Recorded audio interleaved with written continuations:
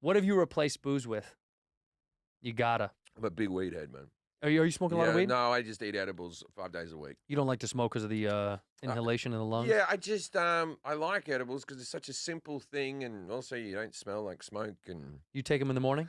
no. I take them now. Well, at the moment, I take them after my baby's gone to bed, and I chill out and play. I play, Call of Duty with my brother until like 1 a.m. because he's in Australia. Yeah, me and my brother, we were never not close, but we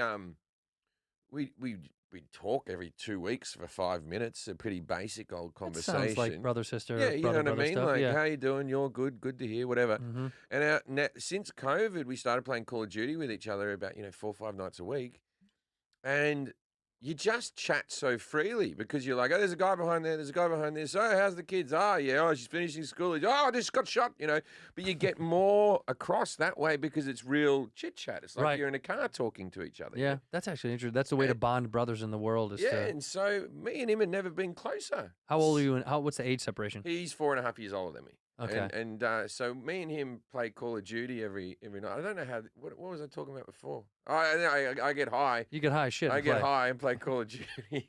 I got high last night. I went to the improv party. I didn't, I don't drink, but I like the weed. The problem with the weed is when I gave up drinking, I thought I'd lose weight because of all the booze. But then You haven't lost?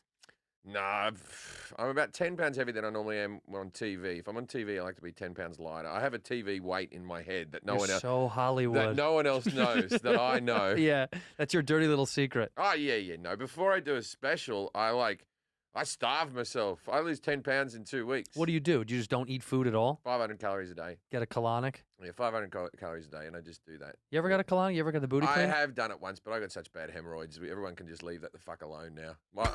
I've retired my asshole. Like if I was a gay fella, I'd have to become a top, even if I was a bottom. Just go, my bottom days are over. You show him, and he's like, "Oh, the store's closed." Oh, I believe my asshole looks so horrific that if I was ever in prison, I think I'd be safe. I think they'd go for it, and then they'd look at it, and I'd go, "Is this what you want?" But my self-esteem. I'm such a fucking weak-minded fool. I'd feel the rejection after they didn't do it to me. You don't want me? I go, what? What's wrong with me? I could clean it up a little bit. What's wrong? Make it nice. It's just a large flap of skin that's engorged. We've had hemorrhoids your whole life. You had them your whole life? Since early 20s, yeah. Why? What for? You're pushing too much, man? Let it flow. I've had a lot of different theories on this. So I've had doctors say you're pushing too much. You have some Metamucil. I've done it all. Now I just think it's my lot in life, and I don't even worry with the preparation I just fucking do it. You just deal with it? Yeah, push it back in and Tough move guy. on with my fucking day. I'm a tough guy. I don't treat my hemorrhoids, pal. Oh no, my hemorrhoids, they've toughened up as well. They've calloused over, and they're just they're in for the long haul. They don't care. The weed is taking over for you. Because me, I quit weed. That's funny. I all but put it away. I'll smoke a joint every once in a while with a good friend. But it's hard for me now, man, because if I get too stoned, I just feel so disconnected that I'm like, oh, man, I can't be functioning around humans. If I get too high, like how much do you know to take the perfect amount anymore? Yeah, I 20 milligrams is what that's the good number. I found, right? Between 10 and 20 is kind of sweet. Yeah, 10, sometimes you don't even feel it, or you feel it very little. Yeah. And 20 will get you nice high, and then 30 will get me very high. But occasionally I'll do the whole, all right, I'm doing 60 just to fucking to get rocked. Just to push the boat out there and see what happens. I went to a party the other day, and I thought, I went by myself. It was a friend of mine's birthday, and I went by myself to this party, and I could have done with having my wife or a friend there. You know what I mean? But I thought, I'm not drunk. I won't make a fool of myself. But I was high, and I bored the shit out of some people. Like, bored the fucking shit out of them with mundane fucking subjects. Yeah. It's like, I got to, like, as I said on the podcast, we do a different topic each podcast, right? That's the whole thing. And so some lady went, I was talking, she goes, oh, I like your accent. She goes, you sound like a pirate. And I went, well, I don't really, no, I can hear a bit of Jack Sparrow in me, a little bit, right? Yeah, that's because he doesn't know. That's because he's like an amalgamation of every country around the world. Exactly, yeah. right? But because I've done a podcast recently on pirates, I went like this, well, actually, the pirate accent comes from Cornwall. That's why you have musicals like The Pirates of Penzance. If you go down there, the people of Cornwall definitely go, ooh, ar, yar, ar, ar. They make that noise.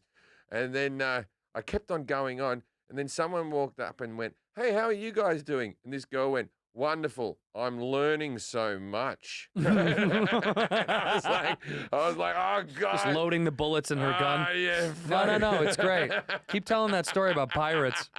That's what happens when you get too high, though. You get in the middle of a conversation, and then you're stoned, and then I can hear myself go, fuck, this isn't going anywhere. I got to get out of this. How do I get out of this? Yeah. And you got to go, so I got to go to the bathroom. That's my exit. I always got to go to the bathroom. If I need to get out of something, I go, I'll be right back. I got to piss. You're a smarter man than I. Go to the bathroom. It's the best way to get out of stuff. And also, bathroom is the best way to leave a party. I Irish goodbye every party I've ever been to. Yeah, I don't say goodbye. Can't. But you can never get out. And what are you saying goodbye for? When I talk to you and I see you and then we talk, when that's done, it's over. Yeah. I don't need to come back and go, I wanted to say goodbye before I go. I'm gone. Yeah. Also, my last memory, I hope, was a good one when we last spoke. So you don't want to have a weird goodbye and then that's what they're thinking about when they think about you again. Also, the goodbye can be so loaded. There's so much of do I swap numbers with this person? Mm-hmm. We mentioned golf earlier. Do I dare say we should golf together? You're not going to do it. You know what I mean? Like, or do I just leave and go, it's nice talking to you. I'll see you again in 6 years. Maybe. You know, I don't. Or bye. And say something nice about me when I die. Do you golf, by the way? I picked it up in COVID. Ah. Yeah. You piqued my interest. I'm a big golfer. I love it. I'm obsessed. I hit around 105, but I'm getting better. I used to hit like 120, but that's good. I can now use the driver. I couldn't use it for the first 6 months. What would you use? 3-wood? No, I would persist with it, but I couldn't get any elevation. I would persist, but I was hopeless. Right. And I was, now I can, every time I play, I get 3 pars or something like that. Not bad. Occasionally I get it, but I do stuff. Okay. I hit a 45 on the front 9 the other day, and I was really chuffed with myself, and then I fucked it up and ended at 100. But I can see I do like every golfer. I do those 2 or 3 shots that keep you coming back every fucking time. Yeah. That are just like, that's as good as anyone could do that shot. That's totally. a pro shot. Right. And then because you're new enough to golf. This is how many years have you played now? Getting on to 2 years, all the COVID. Yeah, that's so new. Yeah. Yeah. I've been playing for 20 years, something like that. On and off and on and off. What's your handicap? My index is like a 4. I'm like a. Oh, you're a very good golfer. Pretty good. Yeah. At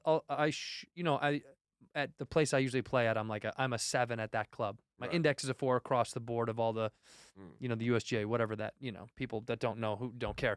But yeah, I usually shoot in the 70s and the high 70s. And who do you golf with? Yeah, I just had Alfonso Ribeiro on here. Do you know who that is? No. I golf with him a lot. He played Carlton on Fresh Prince of Bel-Air. Oh, yes. Him and I golf a lot. Of course I know who he is. You know Tom Dreesen? Do you know who that is? No, I don't know anyone. Well, you do know him even if you don't. He did the Tonight Show more than any comic in history. He was like buddies with Sinatra. He was part of that group. Oh. He kicks around L.A. still, but he's a corporate guy at this point. He's not at the Improv on a Wednesday. Right. But he's a great golfer, and he's always around there. There's actually a lot of comics that golf.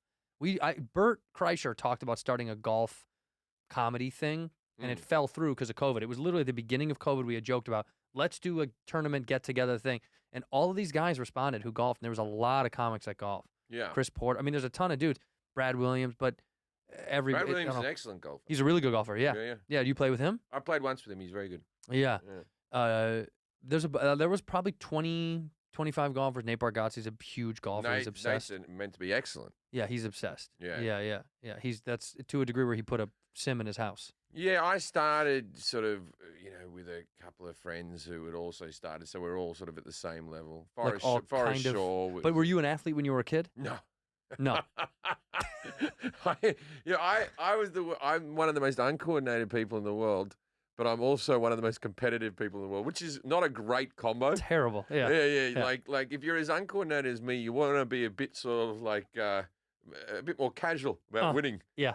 I have Jordan's competitiveness with fucking my skill. Yeah, with your skill set, with yours against Jordan. I know. So Forrest plays. Is he good? Yeah. Forrest is slightly better than me. He's been playing a little. Yeah, he plays with me. Yeah, he looks like he might have played football when he was a kid. Yeah. I rode crew. I used to be a lot trimmer. I rode crew. That's actually good. That's very good. I spent a lot of time. You're around him all the time. He opens for me, and we do the podcast together. So.